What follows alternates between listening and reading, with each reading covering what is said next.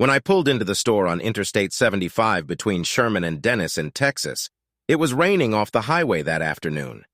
The rain was such that my vision dropped to a couple of feet, and even sitting still, I couldn't make out the store sign between my car and the parking lot and the entrance.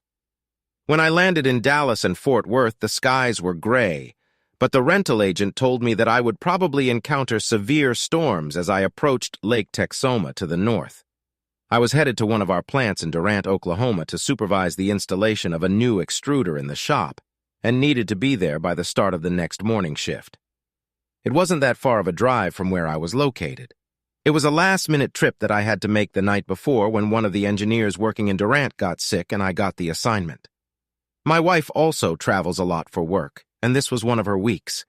She was in Atlanta for a conference, and I would have finished the job about the same time she got back. I walked up to the counter with a bag of chips and a soda, and the little schoolgirl punched the check and handed it to me. "Are you heading north, sir?" I let her know I was. The state police just shut down northbound Interstate 75 at the bridge. Several tanker trucks got into a big accident and shut it down.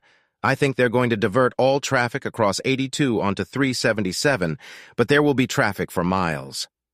I thanked her for the information and headed to my car to decide what I should do now. The rain was still pouring down in torrents. From where I was, I could make it to Durant in 15 to 20 minutes on dry asphalt if it cleared by morning. Given the conditions, that meant an overnight stay on the Texas side of the border. I fired up the Honors Club app and booked a room at the Texoma Garden Inn, located less than a mile from where I was on one of the access roads and headed that way. Mr. David Hoff asked the receptionist checking my reservation. I confirmed that it was me, and she handed me a room key card. It was a typical hotel for business travelers. It had a breakfast room and for this rainy day, a nice bar and grill to pass the time if I wanted to stay for the evening. With a quick phone call to the plant, I settled into my room. I have this attitude about hotel rooms. I don't like them even though I live in them so often. I couldn't stay in the room for more than an hour. I tried to call Tracy, my wife, but I couldn't reach her, so I left her a message and let her know I'd call later in the evening. "So what do you want to order for dinner?" the clerk asked when I inquired about a good place to eat and maybe have a good beer. "I think you'll like the free wheels behind the hospital across the highway from here." I took the advice and made the short drive that evening. It was crowded, so I agreed to take a seat at the bar and eat a burger and drink a beer right there. The band had just started playing when I finished my plate, and the next beer arrived. The next few moments could probably be called a pause in what I could consider reality. The song, Loose Wheels, became an extraneous background, and if you can imagine what the feeling of horizontal vertigo might be like, that's the best I can describe it.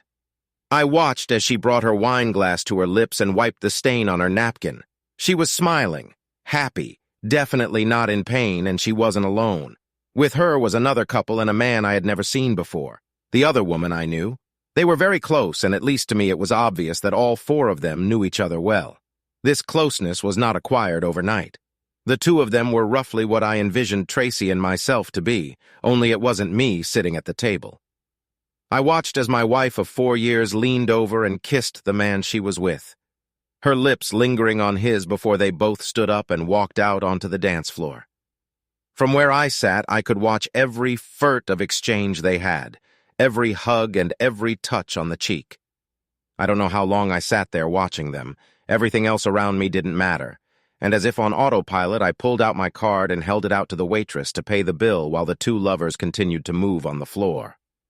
By the time the song was over, I had signed the check and watched the two of them return to their table. He held out a chair to her before she sat down, and as he sat down himself and moved to the table, she looked up, and it may have been the greatest coincidence of all time. A bright bolt of lightning struck the ground outside and was immediately followed by a mighty roll of thunder just as Tracy's eyes met mine. I don't know why I did it, but I slid off the stool and walked over to the table while Tracy's eyes grew large and her face lost color. By the time I got to the table, she was already shaking, crying and trying to get out words I just couldn't hear. "Hey, Tracy, don't get up on my account. I'm just leaving." I took off my wedding ring, looked at it, and held it up to my hand as if evaluating it. 24-karat gold. It's probably worth more now than it was 4 years ago. Buy yourself something nice with it. I tossed it on the table in the middle of the two couples, turned, and walked out. I remember thinking to myself, what a bloody coincidence, as I turned on the ignition in the car and headed back to the hotel. She stood at the entrance and watched me drive away with her hand covering her mouth. I will never let you see my broken heart hurt. I have pride, and I know how to hide all the sadness and pain. I will cry in the rain. Tracy Gallant was a 29-year-old employee of an IT services company when I first saw her at a coffee shop in downtown Charleston, South Carolina. She was having lunch at a table with a few other people, and I met her while waiting for the restroom. A damn unfortunate place to strike up a conversation, but we managed it. She was the image of the American girl next door with short cropped hair and a dress that revealed just a glimpse of cleavage, but gave hope of what lurked beneath. We've all heard stories of falling in love at first, but that didn't happen. I fell in love at second sight when she joined me at the bar after her party was over. I worked for a plastics manufacturer in North Charleston, spending half my life traveling as a troubleshooter, and Tracy was doing pretty much the same thing in her professional field. She grew up in North Texas, and after graduating from Austin University and working in Dallas for a few years, she decided to make a complete change of scenery by taking a job as a troubleshooter for a company on Daniel Island in the Charleston area. I started my career with a plastics extrusion company and stayed with them ever since, climbing the ladder and becoming the person they turned to when deadlines were missed. In my 30s, most guys consider me an early achiever. I, on the other hand, think I'm just consistent and see things through to the end. So Dave Hoff, you were me. I didn't need to be asked twice. She followed me to my apartment on the peninsula, and I realized how damn good my future wife was. I'm going back into town next Friday. Let's do it again this time at my place. Only after a proper dinner and drinks. I'll pick you up at 7 p.m. From that point on, the marital race began. When our work schedule is allowed, we became a couple. I have to admit that for a while we were arm's length because when I could be in Scottsdale, Arizona for work, Tracy could just as easily be at home on Daniel Island. By the time I got back, she could have already flown to Houston. Two professional travelers didn't have to figure out how to connect. We created a system of connections. If we traveled through Atlanta, Cincinnati, Memphis, or any other place where our paths crossed, we would book a hotel room at the airport and continue on our way in the morning. It gave our romantic relationship a special twist. It went on like this for a few months, and eventually we sat down and analyzed our business trips, locations, and frequency of intersections. We realized that 2/3 of our trips were in the same region if we managed our schedules to our advantage. So that's what we did. It worked better than we thought it would. We were both on the road 50% of the time, and most of the time we were able to travel together. We have a plant in Arkansas, and Tracy has a hospital client in Memphis. We would coordinate our trips so that we would fly into Memphis, and then I would take a rental car to Pine Bluff. On the way back, I would join her at her hotel the night before, and we would go out to dinner and then get busy. We repeated this pattern in other places as well. Finally, we were able to coordinate our trips so that we ended up in New Orleans on Thursday afternoon, and we made a weekend of it. Over dinner at the Commander's Palace restaurant, I proposed to Tracy by kneeling in front of the entire dining room, and she accepted. Sunday afternoon, we were up in the air again to catch the flight back to Charleston. Charlie, this is Tracy's cousin, Lynn. Lynn, Charlie is an engineer in South Carolina. Tracy's sister, Lucy, turned to the woman next to her. This was the third time Lucy had introduced me at the reception as Charlie. I had never met anyone from Tracy's family other than her parents until we flew to Denton for the wedding. Lynn, I'm Dave, not Charlie, I said, glaring at Lucy. Tracy's other two sisters were friendly yet aloof. Anyway, I didn't let that ruin the day. Tracy and I turned our attention to each other, and thankfully I got along great with her parents. I pushed aside thoughts of personal insults, and later that night my fiancé rocked me in bed until 3 in the morning. The next day, we went on our honeymoon to Jamaica. For the first couple of years, married life was good, very good, and Tracy and I managed to synchronize our travel schedules with few interruptions. Then she got a promotion, and things started to change. Her clients were reassigned, and she started spending a lot more time in Minneapolis and Dallas. In fact, 2/3 of her travel was to those two locations. My company had nothing in the Minneapolis area, and only a plant in Durant, Oklahoma. Dave, it won't last that long, just a couple years or so, and then I'll be gone, and maybe then we can work on that baby we've been talking about. It was a nice carrot since we'd already been talking about starting a family for months. Seriously, Dave, I know we're going to merge the department when my boss retires, and then I'll probably only have to travel once a month or a couple times a quarter. The fact that we both traveled a lot has many drawbacks, one of which is a yearning for the pleasures of being a spouse, and temptations on the road are frequent. Since we've been married, I haven't looked at anyone but Tracy, but sometimes it's not the eyes, it's the thoughts. Dave, this is Susan DeLong. She'll be your traveling companion for a while so you can get settled in and get your bearings. My boss Monroe informed me of this one morning in his office with a smirk on his face. Susan was a new employee of one of our competitors in her early 30s, a natural blonde with a damn fine body, a terrific smile, and an appropriate personality. Her husband was working abroad in Saudi Arabia, and she had made it clear to him that there was no way she was going to live in that socially backward country. Nevertheless, the opportunity was too financially lucrative to pass up, so he rotated to his home country every 12 weeks and back after 4 weeks. This arrangement suited Susan's travel requirements at our company perfectly. The two of us made several trips before we got stuck at the DoubleTree Hotel in downtown Memphis. We were caught in an ice storm during a rare southern storm that had icebound the airports from Memphis to Charlotte. Tracy was in Dallas and stayed the weekend to visit one of her sisters as she needed to return there on Monday. After a light dinner, Susan and I had a couple drinks at the bar and just talked about everything in the world. Despite her beauty, I really liked her, and frankly, I thought her husband was a damn fool for leaving her alone for months on end. In the morning, with nothing to do and our flight delayed until the following afternoon, I became quite soft, Morris. We were joined by 2 other couples who were also stranded, and soon we were chatting like long-lost friends. Somehow the conversation turned to drinking and what crazy things had happened to each of us during our more adventurous youth. By then, I had already drunk a little more than I should have, but the women were starting to dare me, especially dare me with tequila. God knows I knew better, I really did. Tequila and I have a long history with tequila. They say tequila makes women lose their clothes. In my case, it's common sense in most of my memory. One of the women, Carol or something, ordered a batch of cocktails. Before I knew it, we were on to round 3, and that's when I stopped keeping score.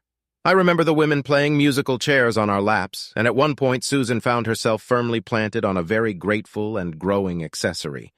I don't know where my hands were, but they weren't on the table. A short while later, according to the story, the 6 of us were taking the elevator to the chairs of the other visitors.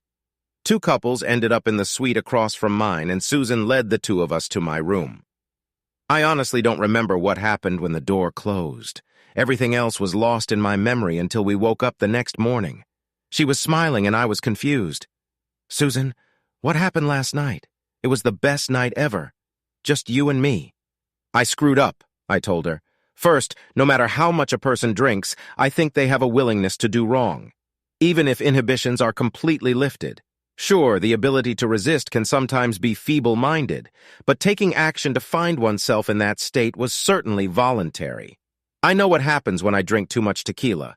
There's no excuse for it, and now I've turned on my wife, which is the last thing I wanted to do when I took that first drink." As I sat and pondered, Susan just sat there with the sheet wrapped around her waist. "Dave, if it's any consolation, what we did won't go beyond this room, I promise. Just so you know, this is the first time I've done this since Billy started working for the Saudis. It's not something I've practiced, I swear, and like you, I'd like to keep it just between the 2 of us." "Yeah, what happens in Memphis stays in Memphis, right?" I had to chuckle at this predicament. Susan gathered up most of her clothes, put them on, and headed to her room to get cleaned up before we met for breakfast downstairs.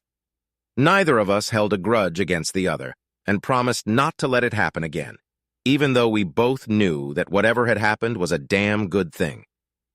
It was the only time I'd ever cheated on Tracy, and instead of opening a big can of worms, I decided to keep it to myself.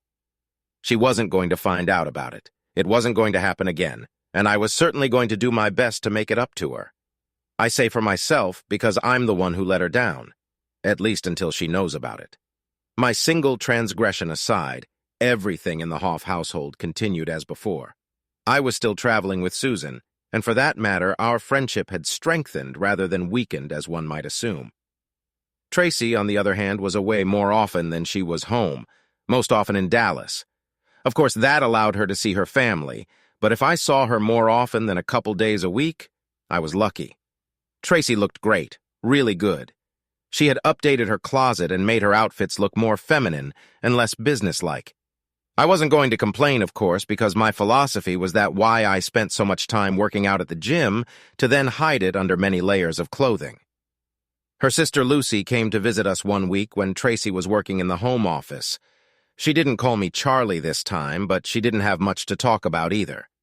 Both sisters were in their own zone, and most evenings the two of them would go out for a drink together. On one such evening, the three of them showed up, and I had to help Tracy into bed. When I got back to the living room, Lucy was already sprawled on the couch. "I don't know what Tracy sees in you, Davy. I really don't," she murmured, looking at me with half-closed eyes. She could have had any number of good men back home. Hell, she still could. Or maybe she does now. Lucy laughed in relief at the thought. Instead of getting angry, she thought it was funny as hell, and waddled toward the guest room. Anyway, I went to bed, angry, not only at Lucy, but also at myself for the guilt that still lingered inside me. I was glad Lucy was gone, but the next few months got worse. Tracy was now going away for 2 weeks at a time, preferring to stay in Dallas or Denton for the weekends. She was trying to make up for the time she'd missed when she was here, but there was something else I couldn't find a handle on. We'd been married for 3.5 years now, and I'd never had any reason to doubt her devotion. Tracy's other two sisters, Claire and Tori, had become quite demonstrative toward me in general after the wedding, especially Tori. She called me one evening a couple weeks before Tracy was scheduled to leave for a week-long conference in Atlanta. "How's my son-in-law doing? Only half as good as your husband, Tori. Does he sit and listen to you? Sits. Look, I don't want to talk out of turn, but Jimmy and Claire and I are a little concerned about how much Tracy is drinking right now." "Really? I haven't actually noticed, but then again, my wife seems to be away a lot more often than she's here." "Yeah, that too. She seems to have moved in with Lucy. Lucy has always been the wild one in the family, and Tracy has always looked up to Lucy as a role model." "Are you two getting along okay? I know it's none of my business, but we're concerned, and we love you very much." Tori brought up a topic that had been bothering me lately. Tracy was having 3 and sometimes 4 glasses of wine at an after-dinner. We were still affectionate, but I had a strange feeling that she was working on it more than she needed to. Tori and I talked some more before we ended the conversation. I had some things to think about. I knew how Tracy behaved when she drank. I had the same concerns about her that I had myself when I drank too much. It was Lucy's influence that worried me more. "Tracy, do you still stay with your parents when you stay late in Dallas?" "Yes, dear. Why do you ask? I thought maybe next time you have an extended business trip I could join you and see your folks. I haven't seen them since last Easter." I wasn't being entirely untruthful. I would make the trip for that purpose, but I also wanted to see if Tracy would lie to me based on what Tori had told me. This was troubling and bothered me right up until she left for the conference. We got into it the night before we left, and in the morning I drove her to the airport for her flight to Atlanta. Will Jones got sick yesterday, and they ended up taking out his damn appendix. That means they need someone sharp on the floor right away. Monroe only left. You've been doing it for years. Give it your best shot, kid. That meant a quick trip to DFW and a move to Oklahoma. Nothing out of the ordinary. By 7 p.m., I had managed to get the last seat on the plane for the 9 a.m. flight the next morning and was in Durant, Oklahoma by late afternoon. Monroe called Susan and asked her to join me in Durant, even though she couldn't get a reservation until later that evening. The flight was uneventful except that we hit turbulence as we entered Central and North Texas airspace. On the ground, I rented a car, and the porter informed me that there were severe thunderstorms east of the lower panhandle that produced large hail and a couple tornadoes. If you've never been caught in a Texas downpour, you haven't seen the best that rain can bring. I sat in a couple of these downpours that gave me a 360-degree panorama of lightning and golf ball-sized hail falling everywhere. I sat under an overpass as the highway on either side of me was dotted with layers of huge hailstones, and a tornado tore apart a farmhouse and barn just east of me. I headed north on Interstate 75 towards Sherman and the Red River Bridge, watching for ominous storm clouds along the way. As I approached southbound Sherman, the sky opened up and everything on the highway came into motion and stayed that way until I saw a quick stop on my right. It's a good thing I stopped, because a couple tanker trucks got caught up in each other, going over the North Bridge, and the metal carnage brought everything on the river to a halt. Fortunately, there was room available at the Sherman Garden Inn. Once settled in, I informed the plant that I would be there in the morning and sent the same message to Susan. The burger the waitress put in front of me was a double patty, medium rare, and one of the best I've ever had. I washed it down with an ale on tap and ordered a second glass. At that moment, everything fell into place. Everything that hadn't made sense to me, all the long drives, the long overnight stays in Dallas or Denton or wherever, it all made sense now. There's a difference between a one-time thing and an ongoing affair, at least in my mind. Given my own history, if Tracy had entertained herself in a hotel room in my absence through stupidity or underhandedness, I'd be okay with it. I could even pretend I didn't know about it and go on with my life as if I didn't know. What I saw was not a one-time occurrence. It was an ongoing love affair, the kind of intimacy shared by a couple, not a crowd. Both couples were oblivious to their observer. The crowd was lively and noisy. The orchestra had just played a Texas duet. I watched the lovers with a queasy feeling in my gut as they danced and shared their intimacy. The waitress returned to my card, and after signing the check, my eyes burned into my traitorous soul the image of them returning to the table. Was I angry? No. I was stuck in neutral with the pedal to the floor, and if I saw her precious look in his eyes one more time, I might shift gears and the resulting torque would blow the entire establishment to smithereens. Her eyes met mine, and in the same instant, lightning filled the air with a thunderous boom, and I silently walked over to the table. "Hey, Tracy, don't get up on my account. I'm just leaving." I took off my wedding ring, looked at it, and held it up to my hand as if evaluating it. 24-karat gold. It's probably worth more now than it was 4 years ago. Buy yourself something nice with it. I looked into Tracy's sad eyes and felt my heart break. I glanced at her sister Lucy, but felt nothing, and before anyone could speak, I threw the ring on the table and turned, heading out the door. She stood in the entryway with her hand over her mouth and watched me drive away in the rain. Damn good job, guys, damn good job. The plant manager was glowing with pride as we put the new extruder line into its first run. Susan was in the final stages, and I was powering the hopper and monitoring the auger. The first run was through a set of dies to make water bottles for automotive advertising. After 3 days of working on the rig, everything went off without a hitch. Later that evening, Susan and I were having drinks, staying at the Chaka Casino and Resort a couple miles from the plant. "So are you ready to talk about it now?" she asked. "I don't. I still don't know any more than I did Tuesday night. I haven't talked to her yet. Hell, she's left me a dozen messages and I don't know how many texts. I don't know what to say to her. It was all true. All I knew was that my wife was clearly having an affair with some guy on her home turf, and her damn sister was clearly involved. But that wasn't all I knew. Tracy was in love with him, whoever he was. I could see it in her face, and it was impossible to deny it. Somehow I had buried and put it out of my mind for the duration of the extruder job, and now that it was all behind me, I was faced with my own reality and hell. I knew at some point I would have to talk to her. Do you still love her, and if you do, is that enough? God, what a question. It really was a question. I loved and I didn't know. I looked at Susan and took her in my arms. This was a woman most men would die for, and her husband was going away for 3 months. If he had known he was losing her, I would have thought he would have wanted to quit his job and put her in his arms again. So why didn't I feel that way about Tracy? I knew the answer. She loved him. She loves the hell out of him, Susan. It doesn't matter. She sat silent with a note of melancholy, a note of sadness. Do you think, Dave, you can love 2 people? I don't mean whether you can put up with a love affair with another man, but do you think a woman or a man can love 2 people at the same time? If so, do you think a woman can make the right choice if her husband thinks love is enough for 2? I know she meant what she said, but I had to laugh a little. A playful smile appeared on her face. I'm being serious. You still love her, I know, and now you have to ask yourself if it's enough. And if so, will you fight for her? What if she found out we were lovers, even for that one night in the storm? Oh, damn it, I decided to snap. What if she found out I was leaving my husband and ending up in your bed if she dumped you for what we did? You'd leave your husband for me? I asked half seriously. She was serious. Maybe, but Billy and I are almost broken up. He signed a new 2-year contract, even when I told him I was sick of being a husband 3 months out of the year.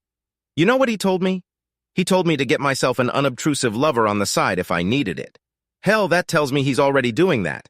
So, yeah, I'd file today if I knew I had a chance to sleep with you. She laughed lightly, but her eyes were moist. You need to talk to her and find out what you two have left. I don't mean a phone conversation. I mean, you two need to sit down and get it straight. And with those words, I'll call it a day. I have an early flight back in the morning. She stood up, leaned over, gave me a quick kiss on the lips, and left me to ponder her situation. When Tracy was a little girl, Denton was still a relatively small town. Today, it's a sprawling suburb of Dallas and Fort Worth. Nevertheless, Steve and Donna Gallant still live here, and their 3 daughters are no more than a short drive away. The 2 older girls have husbands and 2 children each. Lucy was the only one living in Dallas. Tracy was a toddler. I walked up the tile steps, and before I could knock, Donna had already swung the door open and enclosed me in a warm hug. Steve had already headed to the refrigerator to get a couple bottles of cold beer. Dave, I'm so sorry. I don't know what to say. I really don't. Donna looked like she wanted to cry, but didn't. Tori told us everything after she had to almost pull Lucy's teeth to find out the truth. I'm so ashamed. I just want to die. Donna, none of this is for you. We're all adults, and we're each responsible for our own actions, not the actions of others, I said, trying to comfort her. Steve handed me the beer, and we sat down at the kitchen table. Dave, Donna, and I will be there for both of you no matter what happens. Tracy is our daughter, and we'll do everything we can for her. And you need to know that you're our son, too, and we'll do whatever you need to. It's important to us that you know that. Guys, I haven't talked to Tracy yet, so I only know what I saw last night, and that's not good for me. I'm going to fly home tonight and try to figure out what to do next. Well, here's what I know about this mess, Dave, Donna offered. Lucy has been playing matchmaker for Tracy since she was fresh out of college and living with Lucy in Dallas. She almost succeeded once with a young guy from Denison. His name was Charlie Duguay, and they were engaged for a while until something happened, and she left here for Charleston. And then she met you. For the last couple years, Lucy had been seeing her brother Charlie every now and then, and God, this is bad. According to Tori, Lucy talked Tracy into going out to dinner with them, and then Charlie showed up again. Well then, you know how it ended. I pretended everything was fine, and the 3 of us had dinner, and later in the afternoon, Tori showed up with the 2 kids. I always imagined that Tracy and I would end up in the same role someday. Dave, she really loves you. She just doesn't know how to look you in the eye after what she did. She's never talked to you about Charlie Duguay, has she? I shook my head. When I found out it was him, I wanted to beat the shit out of Lucy and Tracy, Lucy more so. I love my sisters, but this really pisses me off. Tori, you don't need to get involved in this. I'm going to meet Tracy when I get back if she's still there and tell her everything. Maybe so, but you should know that Tracy doesn't understand a damn thing when it comes to Charlie. He's turned into a jerk from day one, but she thinks he walks on water. She caught him with his girlfriend Lucy one night after they supposedly got engaged, and the next thing I know, she's gone to Charleston. He convinced her it was a drunken one-time thing, but by then, she had met you, and that was the end of it. Mom said she told you the basic information I got from Lucy. God, I'm so mad at her. Apparently the whole Gallant family is furious, and Tracy has flown off, or so everyone thinks. I played with the kids for a while, and then after hugging them and kissing them, I headed to the airport to fly home. My flight arrived around 11 p.m. that Saturday night, and as I pulled into my parking spot, I noticed Tracy's car was parked there, but all the lights were off. I entered the house thinking she was sleeping in the bedroom, but the bed was empty.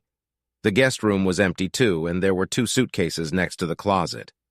Throwing my clothes in the washer, I showered, put on some comfortable jeans and a pullover, and then headed out the door. I needed to unwind. Living in the city center, we have a great selection of evening entertainment within walking distance. Market Square is only a short walk from my apartment, and one of our favorite places to hang out is Henry's Restaurant. It was past midnight when I arrived, and the night crowd was just starting to show up. You want the usual slick-ass Satch? He was the late-night bartender, a nickname he got because he looked like his namesake. Yeah, and another one after that. He set two black Russians in front of me, and I just grinned. I wouldn't be needing a cab. Your landlady was here about an hour ago. Some guy with her and another girl I've never seen. Short blonde, peacock tattoo on her shoulder. Yeah, dude, that's her. I guess it was Lucy. Tori had told me that she thought Lucy might have flown off with Tracy rather than let her deal with this alone, but it didn't matter. Lucy meant nothing to me, and I wasn't going to let her interfere with what Tracy and I needed to talk about. If she thought she was going to stay in my guest room with her buddy, she had something else entirely on her mind. I sipped my drink, and soon the regulars were engaging me in their conversations, and by 2 a.m. I was thoroughly tipsy and ready to go home. Half a dozen of us were heading in the same direction. I live around the corner on his cell street, so I separated from the group and turned toward my house. When I walked in, the house was quiet. I guess I should have expected it at this hour. The guest room door was closed, so I assumed it was occupied. But I was feeling belligerent, so I opened it anyway. Both Lucy and Tracy were sound asleep. I closed the door and headed to my bed and fell fast asleep. I woke up around 6 a.m, took a couple aspirin tablets out of habit, and wandered into the kitchen in search of a pitcher of orange juice. Lucy was standing at the kitchen sink, and I think she was as surprised to see me as I was to see her. I walked over to the refrigerator, poured myself a glass of juice, drank it while standing in all my glory, set the glass on the floor, and looked right at her. She's actually a very beautiful woman, probably the most beautiful of all the girls in Gallant. But that didn't matter. I want you out of my house when I wake up.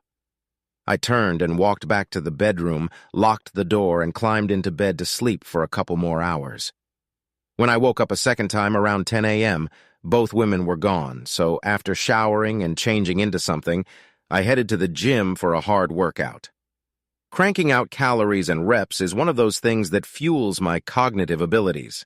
I can think straight when the endorphins are kicking in, and it allows me to plan my day or develop a plan for whatever I'm working on. No matter how hard I worked, I kept coming back to a simple conclusion. Tracy really loved this guy. She loved him for the first time. At least it seemed to me that she loved him now, and I guess she was still in love with him when she met me. I fought the punching bag some more and headed home. "Can we talk now, Dave?" she asked, curled up in a chair by the window facing the street. She was clearly crying. For him or me, it remained to be seen, but she was right. It was time to talk. Let me take a shower and we'll talk in the kitchen. 15 minutes later, we were sitting at the table across from each other with cups of coffee in front of us. "This is your show, Tracy. Please take it back."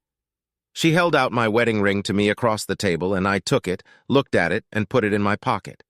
She didn't say anything about it. "I'm really sorry about all of this. I never wanted anything like this," she began. "What are you sorry for, Tracy?" She looked at me, not knowing what to say. "Why don't you start from the beginning and realize how bad it was?" I suggested. I didn't think she knew that both her mother and Tori had shared some important information with me, and I was curious how truthful and candid she would be if she started from the beginning. Okay, that's for the best. His name is Charlie DeGuy, and I've known him for about 8 years now, dating back to my days working in Dallas. We were a couple until I broke up with him and moved to Charleston. I think he never got over it, and after learning that I traveled to Dallas regularly, he arranged for me to meet him one night, and we had dinner together. Lucy and I would go out for a drink, and Charlie would show up with his brother, whom Lucy dated from time to time. Eventually, it became a regular thing when I was in town. "When did you first do it with him after you got back together?" I could tell she didn't want to answer that question. By the way, I had no proof that she had done it with him. I had only caught them together as an intimate couple at dinner. That was about 6 months ago.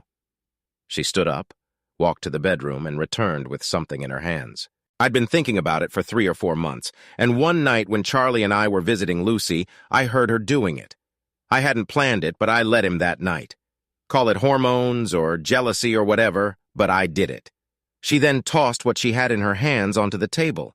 It was a pair of women's underwear. "I found them in your clothes after you came back from your trip to Memphis about a year ago, and I know for a fact that they aren't mine." I stared at them for a moment before answering. "I wish you had told me then, not what happened now." We looked at each other and she continued. "When I was in Dallas, Charlie and I were doing this until a couple months ago when he moved back to Denison for a new job. I realized I had let the situation get out of control, but then I let him talk me into flying down to spend time with him. I made up a trip to Atlanta and flew to Dallas. That first night, I stayed in Dallas with Lucy, and the next day, she and I and Charlie's brother Rob drove to Denison. After you caught me there, I made Lucy drive me back to Dallas that same night. I never slept with Charlie on that last trip, Dave. I knew what I did was terribly wrong. I could see the tears in her eyes. "Are you still entertaining her?" she asked, pointing to the clothes. "Only once, and looking back, I should have told you what happened, but I had no excuse." "What would you have told me?" she asked. I told her the whole story, leaving nothing out, and we both sat there unsatisfied with ourselves.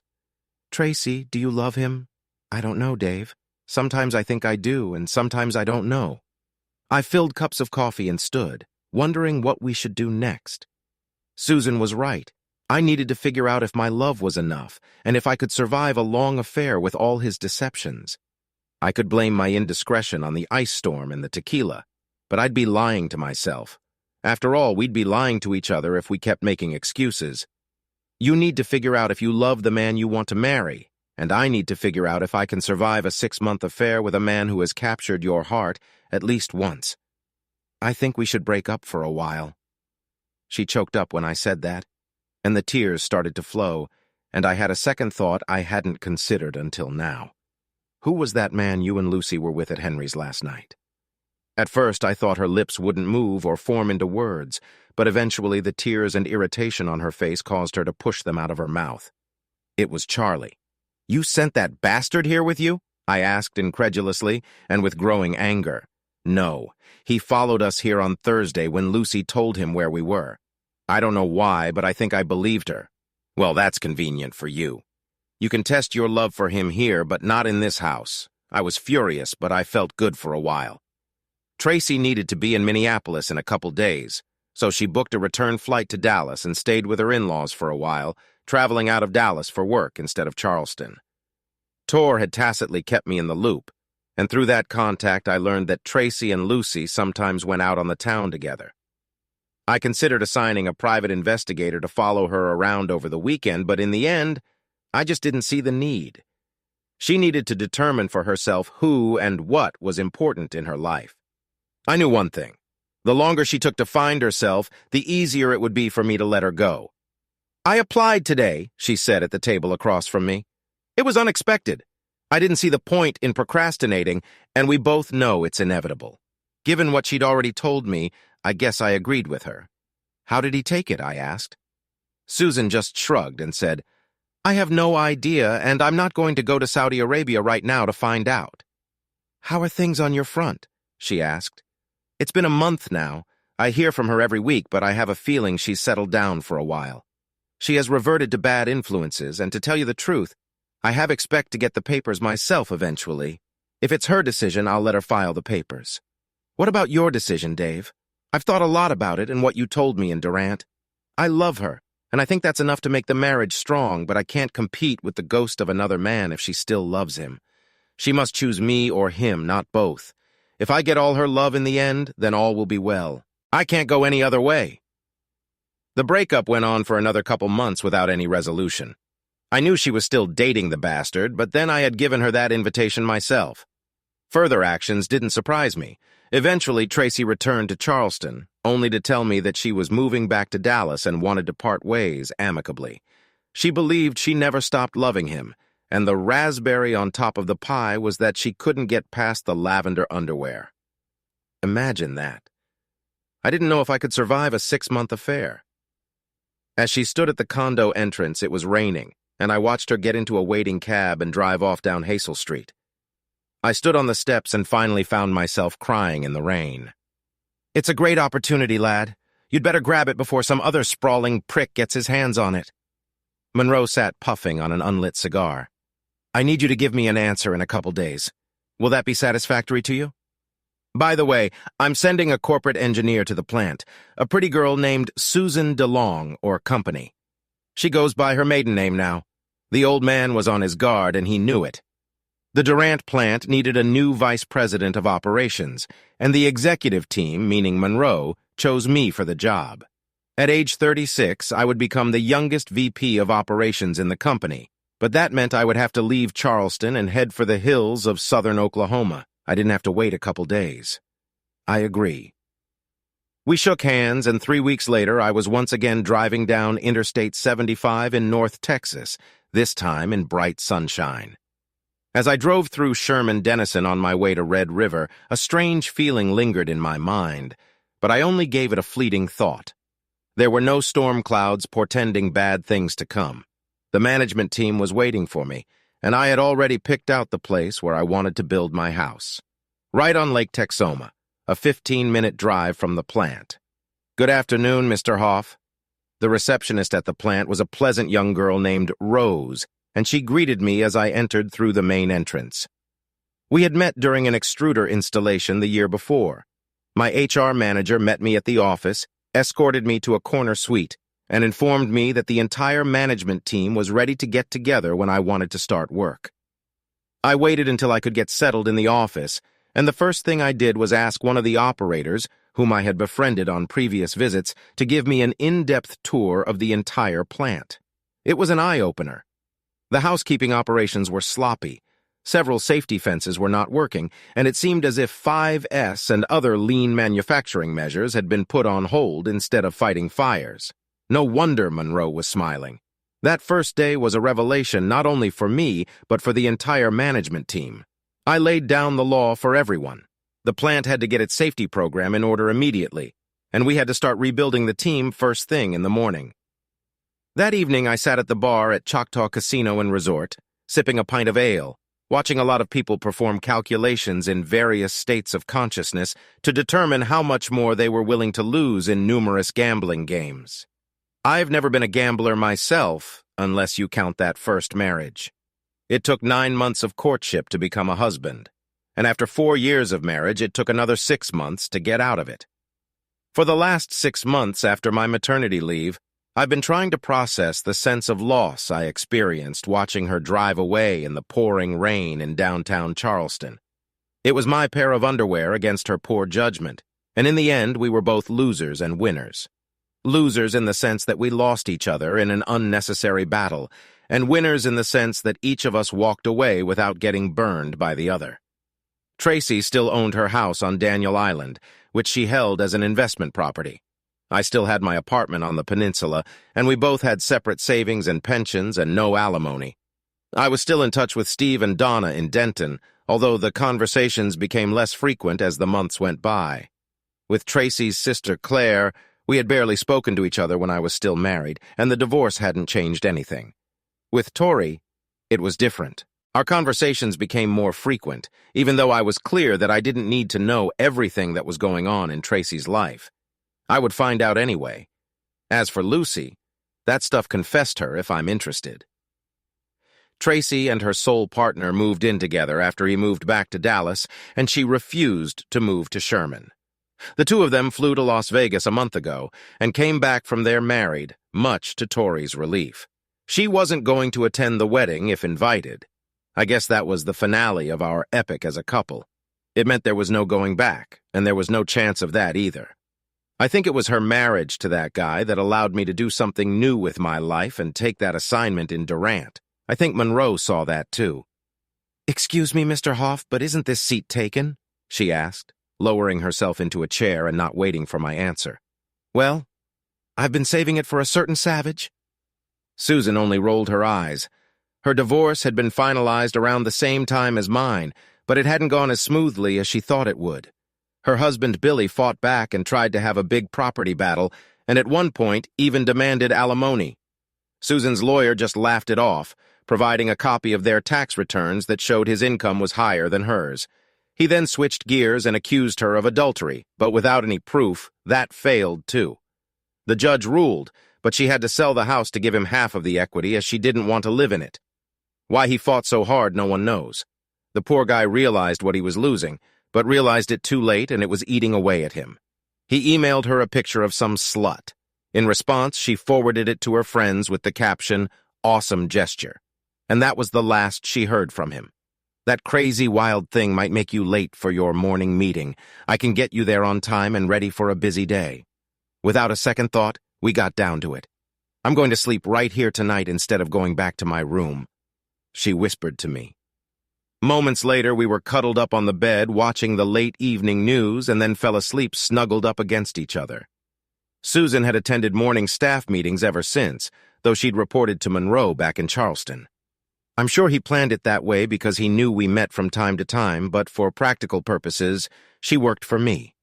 She was the one who made the suggestion I needed to hear. You need to lay off about a third of the staff, Dave. They're not up to the job of transforming this place, and you know it. At that point, we'd been working at the Durant facility for 2 weeks, and I was just beginning to really get to know most of the management team. Susan was right. A safety manager will one day kill someone with his indifference. Reliability and capital planning were virtually non-existent. My supervisor didn't have a clue about the production floor. In short, the company was a mess. A month later, half of my staff was new, and we were taking the first steps toward a renewed and entrepreneurial team. The point of all this was not only to keep the plant functioning, but also to give me a chance to start a personal life away from the plant, namely, laying the foundation for my new home. I flew to Charleston to close the condo sale and bring Monroe up to speed and stayed for the weekend. Friday night when I walked in, Henry's was bustling with activity, and Such was fiddling around at the bar. "Hey, man! Another Russian?" he shouted, blocking out the noise. I just nodded and handed him my card. Then he gave me a déjà vu look. "Your ex? She left here about an hour ago with her new man and that little blonde with the tattoo. They left the bar tab open and said she'd be back, just so you know." He grinned like a black reaper.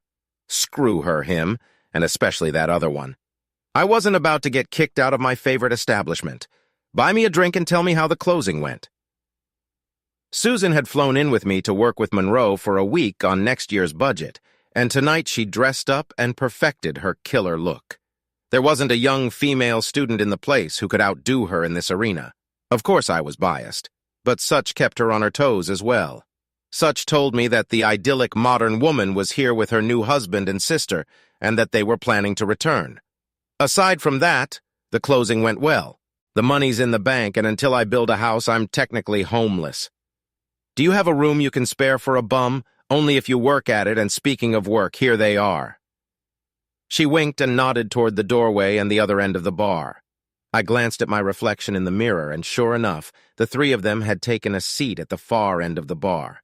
I turned back to my companion and tried to ignore the mastodon in the room, but to no avail. Lucy whizzed past, heading for the ladies' room. When she returned, she made her presence known. "Dave, I thought you'd cropped your tail and run off to parts unknown." "New meat?" she said, trying to syrup the words passing through her pouty lips, and glanced at Susan. "One of the frat houses is looking for a good bitch. Permanent job. You can get an invite at the other end of the bar. Goodbye, Lucy." I turned back to Susan and ignored whatever else she had to say, and she just disappeared into the crowd. "Nice girl," said Susan, suppressing the smirk that was eager to break out on her face. "The bitch from the fraternity house?" At that moment, laughter erupted. Soon we were joined at the bar by several regulars who wanted to know what was new in my life and congratulate me on my promotion. However, I was still keeping the trio at the end of the bar in mind. Tracy's friends joined them, and they moved to a table out of sight. Susan decided to distract herself from my thoughts and, with her arms around me, chatted until almost 2 in the morning and almost closing time.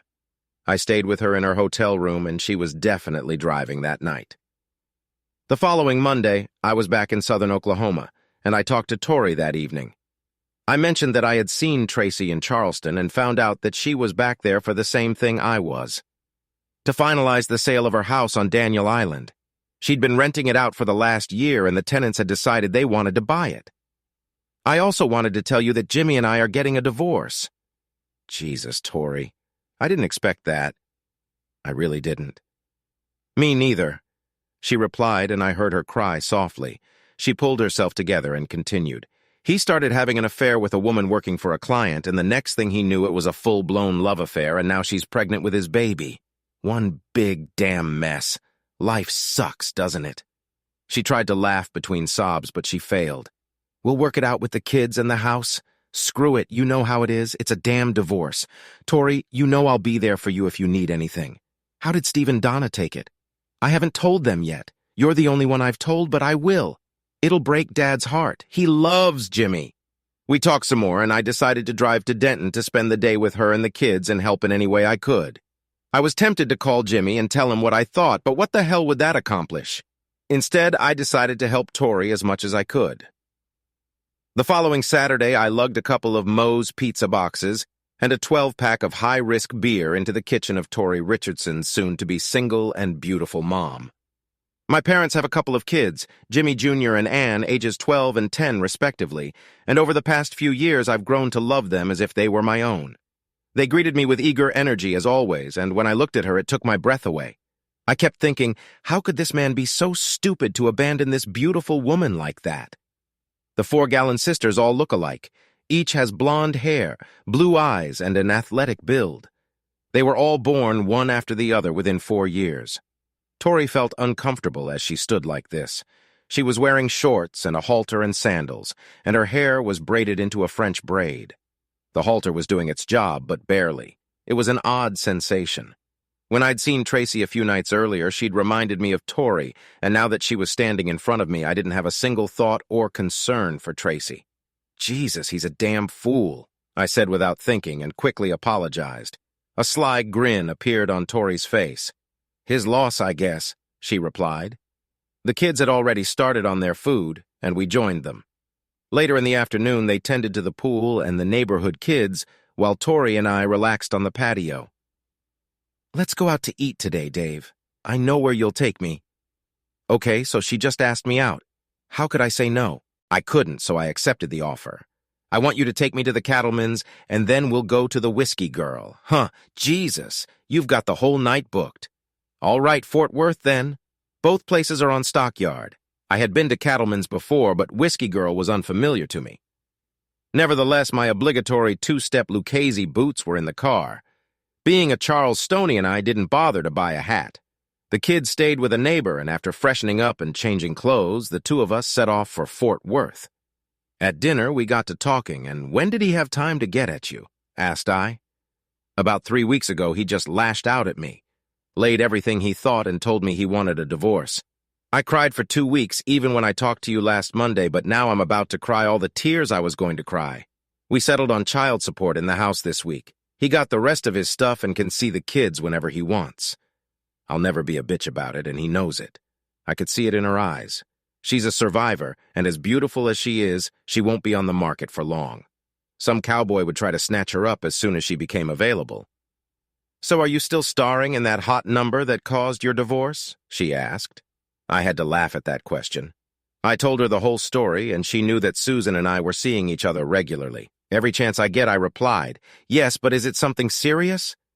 There was a more inquisitive look in her eyes now. Funny thing, Susan and I snuggled up to each other every chance we got, went out to eat when we could, and as far as I knew, were exclusive with each other. I know I wasn't interested in chasing a piece of ass in every city I showed up in, and I knew for a fact that Susan had turned down more jocks than she could count. But were we in a serious relationship? I didn't know. We enjoyed the rest of our dinner, and later she pointed me toward the Whiskey Girl saloon. Me and my girlfriends used to come here on Wednesdays, have half-price drinks, and watch cowboy asses all night. She giggled, and when I raised an eyebrow in jest, she added, "Oh, don't give me that look." Nothing else happened. I believed her. She wasn't the type to run around in a marriage. There were a few guys who asked her to dance, and I certainly didn't mind, but she only danced swing numbers with a couple of them. Nothing slow. She saved all those numbers for me. Under other circumstances, I would have gotten a number. It was quite clear that she was mine if I wanted her, and truth be told, I wanted her but couldn't. I was tied up with another woman. I was Uncle Dave to her children, and just as importantly, she was going through a marriage breakup and was vulnerable to me. I know how she felt about me, and frankly, I felt about the same way about her. I could have loved this woman for the rest of my life if it weren't for the baggage we both brought into this life. Instead, we had a quiet drive to Denton, and she put me up for the night in the guest bedroom. I had broken ground on my lakeside lot 3 months earlier and ordered an oak log cabin from Savyerville, Tennessee, which their team put in place with utilities and finishes in less than 60 days. The previous week, a local crew from Durant had finished building the dock and launching the boats, and I watched one of the local marinas launch my new Sea Hunt 22-foot BX. Susan had bought a house a couple months ago, and I was spending half my time at her place rather than living in a hotel. Monroe let me stay with her temporarily until the house was finished, but like I said, hotel rooms aren't my favorite place to hang out even if I'm living off the company. Uncle Dave, it's time to go. "The fish aren't going to sit here all day," shouted my niece Anne as Jimmy Jr. and I walked down to the dock. She already had her life jacket on and was waiting at the stern. Tori had let me keep the kids for the weekend after they had been pestering her for over a month. Add up 2 kids in a lake, and they wanted their own rooms, and for good. I was fine with that. They were a great company, and after a while my lake house became their permanent vacation spot. After 2 days of fishing, swimming, and burning a tank and a half of gas on water skis, Tori came to pick up the 2 slightly burned and exhausted kids. After I talked her into keeping them for one more night and providing her with a guest room, the 2 of us settled on the porch, admiring the sunset in the west. "Tracy caught that creep cheating on her again," she said, looking at my reaction. "And what, twice already, since they got married 9 months ago?" A smug smirk appeared on my face. The first time since the wedding, Charlie Duguay had been caught partying with Lucy's other friend during a drunken party in Austin, and the girl's boyfriend hadn't taken too kindly to it. He'd put a damn good bruise on his eye. "True love," I added. Tori only slapped me playfully. This time she came home unexpectedly and caught him in their bed. She packed up her things and moved back home with Mom and Dad. Neither of them are thrilled about that, I'll tell you. I'll have to remember to send flowers and condolences to Steve. I'm cruel, I know. They love her as much as any of you. Tori looked at me strangely before speaking again. She told me she made a mistake shortly after she got back from Vegas. It helps her a lot now. I can't remember who told her, Mom or Claire, but one of them told her that she would regret leaving you for that dirtbag until the day she died. I think she realizes that now. I answered nothing and turned to the landscape. The sun had finally lowered the last remnants of its soft glow over the horizon, and I watched Tori's face in the fading light. She gazed out over the water, and the twilight emphasized her gallant features before she turned to me again. We sat there talking about everything in the world for a couple more hours before stopping for the night at Lake Texoma. After she cleaned herself up and put on one of my t-shirts, we sat on the porch and enjoyed our morning coffee. "Dave, we should probably talk business." "What do you want to talk about, Susan?" "You and me. What you want. What I want. Do you want to get married, settle down, or do you like things the way they are?" Jesus, how the hell am I supposed to answer that? I really hadn't thought about marriage, but if that's what she wanted, I'd seriously consider it. And then it hit me. At least now it wouldn't be what I wanted, but what she might want. And that would never work in the long run? Susan, I'd be lying if I said I didn't like what we have now, but to be honest, I'd probably be convinced of that if you wanted to go further. I just don't see why we'd want to change what we have now. Okay. I whirled around in circles, but she saw right through me and blurted out one of her trademark infectious grins, then jumped up and sat on my lap, wrapping her arms around my neck. "Okay, Romeo Ho, I think we both feel the same way. I thought you were going to insist on marriage, and like you, I'm happy with what we have. But I want to talk about something else. I married Billy right out of college when I was 21, and hell, I'm almost 39 now, and yet I'm also effeminate," I interrupted. "Shut up. I'm not a mother. I mean, one of the contract techs on the floor asked me out a while ago, and I turned him down even though I really wanted to. And here's the thing. I felt like a wife, and I just spent 16 years doing it, mostly suffering for the last 4 years. Susan, baby, listen to me for a minute. I realized where this conversation could lead, and I needed to reassure her. You and I enjoy each other's company. You're a great companion. We fit together like gloves, and God knows you have to be the best lover I've ever been with. But I'm not your husband. You're not a married woman, and if you want to go out and have a good time, no, even a great time, you're a free woman who can do just that. Since the divorce, we've hardly spoken to each other, with few exceptions for both of us, and not once since we moved here. I'm not going to sit around and sulk if you go out and have a good time. You already know I've gone out with Tori a couple times and tried not to entertain her. Oh my God, I tried so hard. She tapped me on the shoulder at the last remark, but only playfully. Tori is a little different. You know what her baggage is. I don't need to explain it. If I did that with Tori, it would make the 2 of us an exclusive and serious couple, and we both knew it, which is why it didn't happen. Dave, stop it. We understand each other. I want what we have to continue as long as it's good for us. If I have sex with anyone else, it will only be sex. I only make love to you, okay? I just held her for a few moments before I picked her up in my arms and led her to the dock. You wouldn't dare, Dave Hoff. I did, and followed her into the water at the end of the dock. That ought to cool your dirty little mind a little. I laughed. Susan ended up going out with the technician a couple of times, and I have to admit that the second time she spent a weekend with him in San Antonio, I walked the floor a bit, at least until Tori rescued me from my imaginary pits of despair, and we repeated stockyards. One evening, I was sipping a new bottle of wine in a chair on the marina when my tranquility was interrupted by the phone ringing. Dave, is this a good time? Can we talk? I didn't want to. I really didn't, but something inside told me it would do me good. Tracy, I think now would be a good time. Can we talk on the phone? No, that's why I parked out front. Well, that caught me off guard, so I invited her back and met her on the porch, offering her a glass of wine before we sat down. I couldn't deny that she looked good. She looked gorgeous as usual. Her hair was considerably longer. Well, we both look good, I said with a half-drunken look. She raised an eyebrow, and I saw the hint of a tiny smile trying to make its way to the corners of her mouth.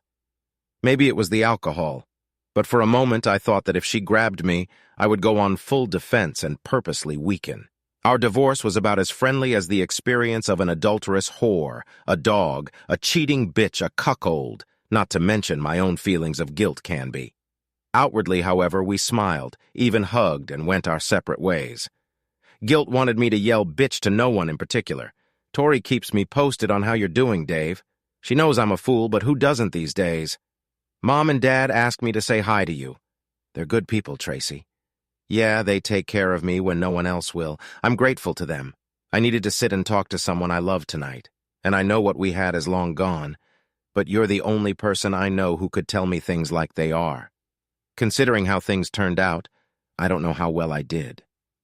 She averted her gaze, trying not to look away from me. It's funny that you live practically in my backyard after I moved here after my self-destruction. I guess you know that, mister? Wonderful lasted long enough to request a divorce, not an annulment. What a complete asshole I am. I knew she wanted to cry, but I didn't need to. I'd already cried in the rain twice, and I wasn't about to go through it again. Tracy, this is all water under the bridge. You'll be what you make yourself when you realize that. It's the Old Monroe truism. I chuckled. Good Old Monroe. You know, I always liked that old lecher. Did you know he once pinched my ass at a New Year's Eve party?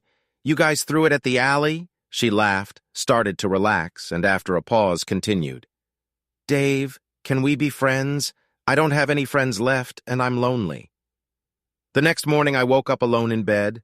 The alcoholic haze had cleared, and the realization was swirling around in my head that I seemed to be entertaining my ex-wife. I was very drunk, and that was my excuse. I blamed it on the wine, but I knew it was for the best. Slipping into the shower and throwing on some clothes, I found her letter on the table. My sweet darling Dave, I didn't want to be here when you woke up and see me crying my heart out. I'll do it on the way down in my loneliness. Last night was the best night of my life, not counting my wedding night, and the worst at the same time. Worst because I decided to leave Texas and move to the West Coast. I told Mom and Dad about it yesterday, and although they were saddened, they understood why. Earlier this week, I quit my job and took a job with a company in San Jose. No traveling like I used to, so it looks like I'm going to have to learn to put down roots. Dave, I've made so many mistakes I don't even know where to start. Perhaps first and foremost, I apologize for not talking to you after that trip to Memphis. God knows I know what you become when you drink Cuervo, and I believe none of this would have ever happened if I had been the strong-willed woman you married. The next big problem, besides the fact that I never dated that loser, was expecting you to fight for me. I know you shifted the decision to me, but when you stepped away and let me hang myself, I had to rush home and beg you to take me. Yes, I mean home, because that's where my home will always be with you. Everything else will just be a place where I spend my nights. I know you've seen Tori a few times, and while I don't know how that will turn out, please do the right thing by her. She loves you, I know, but she's also scared because you're family, and it's hard for her to accept that. I will always love you, sweetheart. Always. And even though I know I've ruined everything we had, I can only hope that you find the peace and love that I know you need. I wish it was me, but I'm afraid I know that will never happen. You deserve better, much better. If you're ever in San Jose, please find me. I'll buy it. Your ever-loving wife, Tracy. I sat at the table for a few minutes, sipping my coffee and rereading the letter. There were some things I wanted to say to her this morning that needed to be said. I forgave her for what she had done, and I hope she forgave me for my own sins. I may have vented all my anger the night before, but that morning I just felt sadness for what we had lost. Several years had passed since the events at Freewheels, and life was going on in its own way and in its own circumstances. I gathered up the letter and put it, along with other things from our marriage, in my dresser drawer, next to the wedding ring she returned to me at the kitchen table on that last day when we were a full-fledged couple. Susan returned to Charleston for a few weeks to work on another project in which Monroe needed help, and I tried to immerse myself in various projects at the plant, but felt distracted. At the end of one particularly frustrating day, our secretary Rose invited me to join her and her husband and a few others that evening at Choctaw Restaurant. I arrived at the appointed hour and found myself at a table with Rose and Walter, her husband and two other women, Sarah, whose last name I forget, and an interesting 30-year-old divorcee named Winona Gustafson. It was the latter who piqued my curiosity. She had worked in a casino until she went back to school, and was now an assistant radiologist at a hospital in Sherman. We had a great dinner, and when it was over, I offered to buy a round at the bar, and because of the hour, Winona was the only one who could stay. It takes a little imagination to describe her. She wears a short pixie cut, which she dyes in various shades of dark purple mixed with her natural black hair. Both arms are covered in intricate black and gray sleeve tattoos up to her wrist, and she says she has several tattoos of roses and vines girdling her chest and running down her torso. Years ago, Winona was a biker and married to a burly Sweet, hence her last name, until they separated due to certain needs she had while he was overseas on extended field work for an oil company here in Oklahoma. She was a nymphomaniac, she said, and to fulfill that need, she married several men while her husband was on a business trip overseas. On his last trip, he returned home and discovered that she was married. A second time to a retired Marine who had broken up with her when he learned the truth as a result of a confrontation with the big guy. She fell very much in love with the Marine, and then decided to break up with her husband and reinvent herself by going back to school. That was her old life when she worked at the casino, and since then, she has dedicated herself to getting her degree and trying to settle into what she calls a normal world. We swapped stories with her until late into the night when she finally had to leave it all behind and head south. I did talk her into giving me her phone number and gave her my card. For the first time in a long time, I hummed to myself as I drove home. This humming requires some explanation. Susan had found a man she felt she was serious with. As she said, it was very similar to my own experience with Tracy. She fell in love at first sight, and they have been a couple ever since. We didn't have any away sex, and I probably wouldn't have if she'd suggested it. She was clearly in love with the guy, and her place was in his bed, not mine. It turned out to be a very good thing. Our friendship became even closer. She hasn't told him about our affair and probably won't because that would only raise suspicions about our friendship. But I can talk to him myself with Susan's blessing. I really like the guy, and I have a job that I think he'd be great at. Rose knew this, which is why I think she invited me that night with her group, although she thought I would be more interested in another woman who held a much more traditionalist pose. The salesman knew he was close to the zone. I'd been looking at the darkened fat boy for over 30 minutes, and the only decision left for me was the number of options I wanted to add to it. I definitely wanted a cushioned passenger with a small back. Perhaps I was going through an early midlife crisis, but Harley's status symbol, the fat boy, had been pulling at me for quite some time. It didn't take much effort on the seller's part, and we closed the deal the same day. Unfortunately, I had to wait almost 60 days for delivery due to lack of orders. When it was delivered, I took my first trip down south. I was sitting on it in the parking lot outside Texoma Medical Center when Winona came out after her shift. She even squealed when she saw it. An interesting sound. She changed into a short skirt and halter top and put blue lens sunglasses on her face before taking her seat. I pointed south, and within a minute we were on our way to Denton to see Tori and join her and her friend for a night and Fort Worth. Sometimes I feel like I'm in honeymoon prep school. Susan was my lover before settling on her Mr. Right, and Tori was kidnapped as I promised, though I had a chance and didn't take it. But none of that mattered. There was a little minx riding behind me. When we pulled up to Tori's house, her overnight bag was in the back seat, along with her dancing boots. Tori greeted us and we were introduced to Dan, her new beau, and another couple who had joined us for the evening. The evening went great. We had dinner at Cattleman's and then went to an establishment I had never been to, but had always heard of, Billy Bob's. We danced till we dropped, and at one point I switched partners with Dan and brought Tori out onto the floor. Is either guy you want to be with for the rest of your life? Hell, I don't know that yet, Dave. He's a lot of fun. He loves my kids. He's got 2 of his own and he's grooming me left and right. Well, he's better off. You're the prettiest girl in Texas and he'd be a fool to let you walk away like I did. She looked at me with a strange expression and then just pressed her cheek against my shirt as we danced a slow waltz. I glanced over at Dan and Winona, and he was definitely enjoying this dance.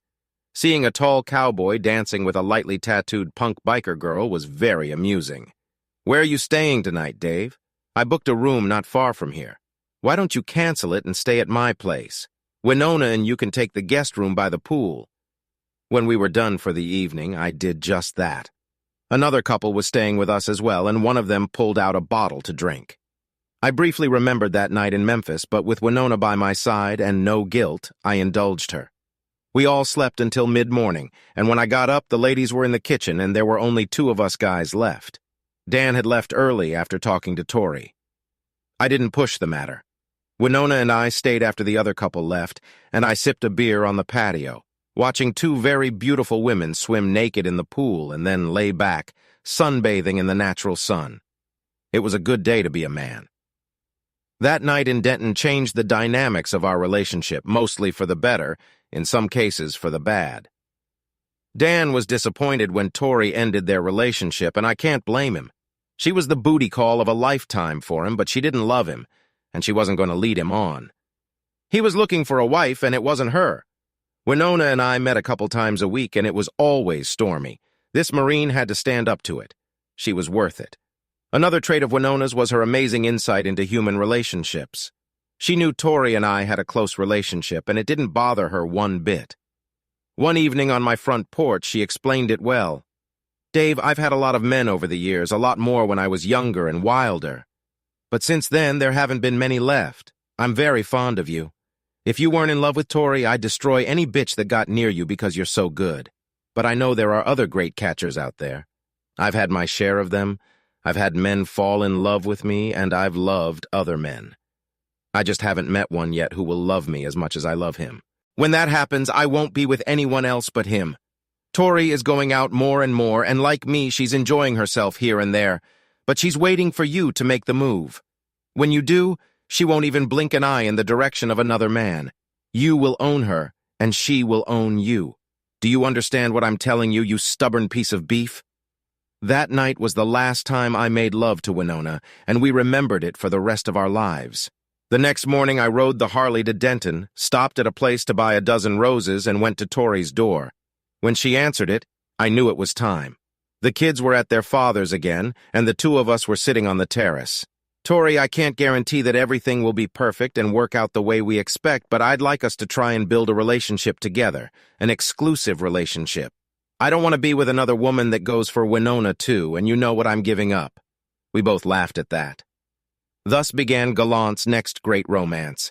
It took me several years of thinking about my love for this woman before I was ready to make a commitment.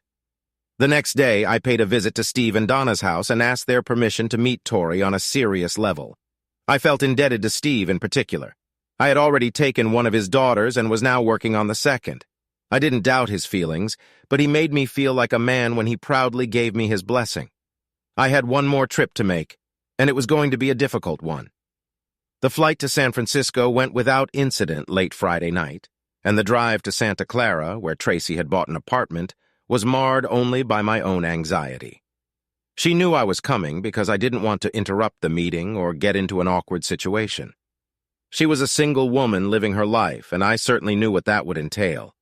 I parked in the visitors area and headed over to her place with a bottle of wine as a warming gift. The knock on the door was hesitant, but the answer was quick. She immediately hugged me and kissed my cheek, and when she pulled away, I saw a tear in her eye. Tori called me earlier, we had a long talk, and I think we both cried all we needed to in a couple lifetimes. Dave, she's the perfect woman for you, and she's so in love she can't live without you. I know you wanted to talk to me about this in person, and I appreciate it, but honestly, I'm fine with that. So instead of crying, let me grab my bag and let's go out to dinner. I have a great table that I know you'll enjoy, and you can tell me about the kids. That's how the whole visit went. She was totally supportive, and we became the friends she wanted us to be. I found out she was seeing someone, even though it was nothing serious, and she had already been promoted twice in her new position. Tracy hadn't been back to Texas since she moved to California, but Steve and Donna had come here a couple times, and Claire and her husband had flown in for wine harvest and tours of Sonoma County. There were a few tears when I flew home, but that was to be expected. We just wished each other the best, hugged, and I boarded the Boeing 767 with a clear conscience to make another gallant woman my bride. Epilogue.